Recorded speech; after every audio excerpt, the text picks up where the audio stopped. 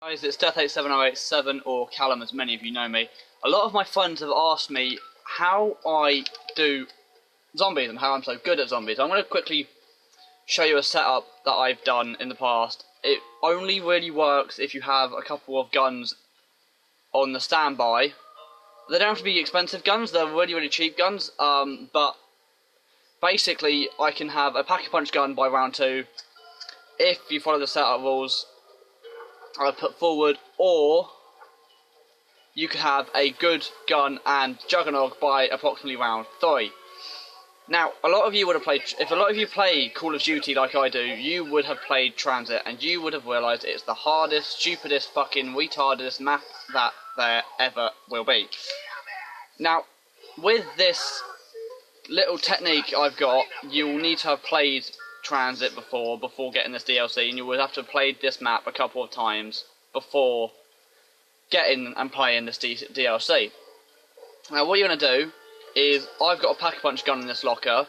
You're going to put a gun in the locker in a game before, like I just have here, and it's going to be a machine gun, so you don't have to go to the gunsmith and get the AN-94, or the SUV, or the PW, which you can see over there. You don't need to go and get that if you put even a non-pack-a-punched AN-94 in that gun locker will be useful.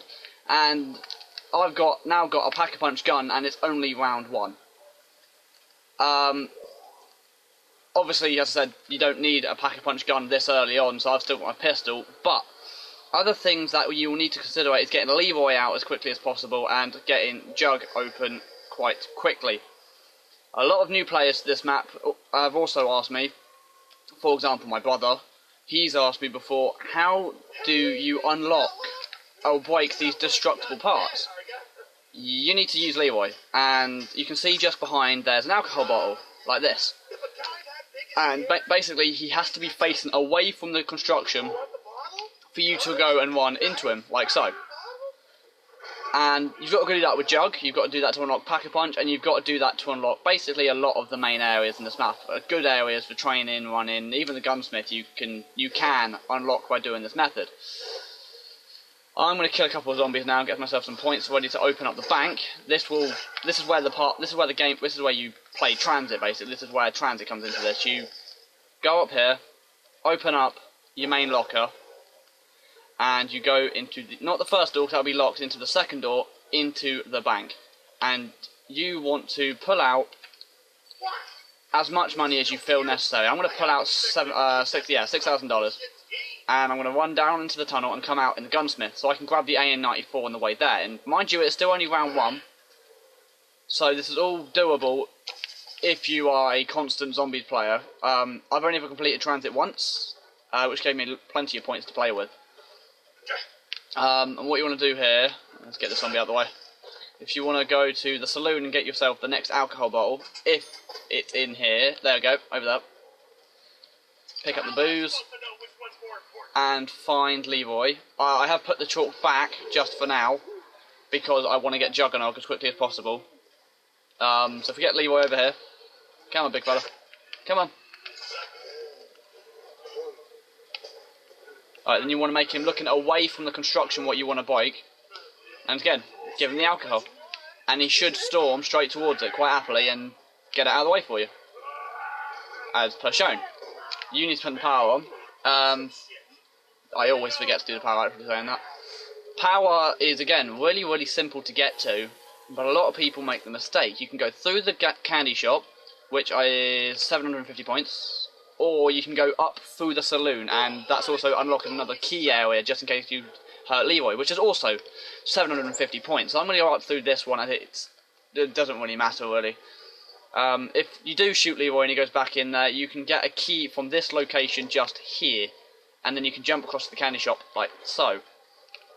The power is on the left hand side as you walk in, and then you can go by Jug. You have Jug open. It is still round 1. As I said before, this is only useful if you have money in the bank and a gun. Although you don't really need a gun. It's more money in the bank sort of situation. So if we go back and get the AN-94 and in this round. Maybe. I'm not sure where he is, actually. This is another problem with this map. Because zombies try and follow you, they will jump up on things, they will jump down on things, and they'll just generally get lost, really. And it's more of an annoyance than it is anything else. But no, okay, so for now, if we get our AN-94, we can go and open up let's go open up the Pack-a-Punch room next. So we need to go find the alcohol bottle. I've got a Pack-a-Punch gun already, but that doesn't matter. This is a tutorial, as such. Let's go draw this on the wall. It gives us an extra 1,000 points to play with, which we can get speed cola with. So I'm not going to complain. So, and then, yep, buy your jugs. That's I've got it. I've got jug. So when you're going to get your so now you want to go get more alcohol from the saloon, which you will need to find again because it doesn't always appear. It sometimes appears back in Leroy's cell. There's no flashing, so I think it's back in Leroy's cell. This is always a pain when it does this because you can potentially get trapped. Luckily it's only round 2 when I'm showing you this, but still it's more of an annoyance than anything else. There you go, got it here. Maybe I'll need this to calm my nerves. The Pack-a-Punch gun on round 2 is a little bit overpowered, you don't really need it. As I said, if you just put any gun in that locker, you will be pretty well set up. We'll pass through the candy shop, and we'll go straight to Pack-a-Punch, so we need to find Leroy for this. Where is he? Overall, I'm really enjoying this DLC, personally. It's just, I find it a tad easy. Now, I've never been good at zombies. I've just kind of been good as everyone else has, sort of thing. I play zombies for fun. I don't play it professionally. I've been asked if I want to play it professionally by a couple of mates, but we kind of lost contact, so that didn't really matter or work out. But I've always been a massive zombie fan. This is on the Xbox 360, so I'm kind of people that go, why haven't you got Xbox One? La la la.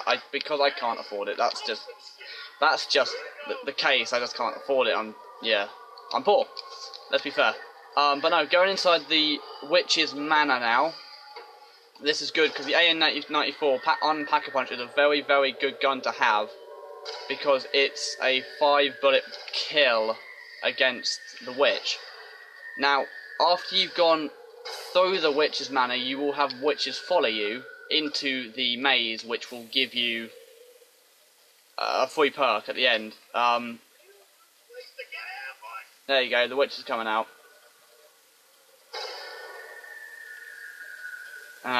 Yeah, all the witches are on the way out now. So, you just kill these guys, they'll give you a free perk bottle, like so. Pick it up, and you'll be lucky if I got myself stamina up there, which is really, really... it depends, really. In this location, it's not very useful, but in other locations, like Town or Origins, I would say get stamina up straight off the bat without even trying. It's a very, very good perk. It's definitely good for running across the dirt and stuff in Origins. But for this, I want to say it's a bit of a wasted perk, really. I shouldn't have got my perks already. And there you go, there's the Pack-a-Punch machine by round 2. Again, if you have the money in your bank, you can sit there and pull it out and go Pack-a-Punch a gun by round 2. And it's all very, very simple. It's a very easy map to get your head round, and it's a very quick map to do if you know what you're doing. And it's not hard to learn what you're doing either. So, yeah, I'm going to wrap this up then and say thanks for watching. I've been Death87087, and I guess I'll see you in the next one.